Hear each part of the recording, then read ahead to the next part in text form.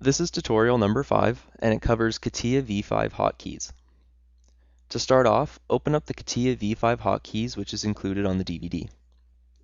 This is a PDF that I've created to show you some of the basic hotkeys that you'll be using in your Catia V5.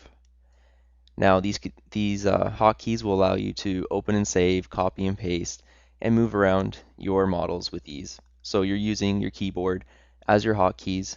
So you have one hand on your mouse, one hand on your keyboard, and you're able to become more efficient and faster at working on Catia V5. Now I'm just going to show you a couple. So we're just going to open a new document and try to save it with the hotkeys. So we're going to use Control N and we're going to use Control S. So to start a new document, we'll do Control N and we'll select a part, click OK, click OK.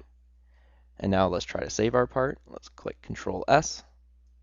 And now we can save our new part. These Catia V5 hotkeys are a great tool to use. You're able to print off that sheet that I've included, the PDF, and just keep it anywhere close to your workstation so you can remember what they are and quickly and easily use the hotkeys. And that concludes our tutorial on the Catia V5 hotkeys.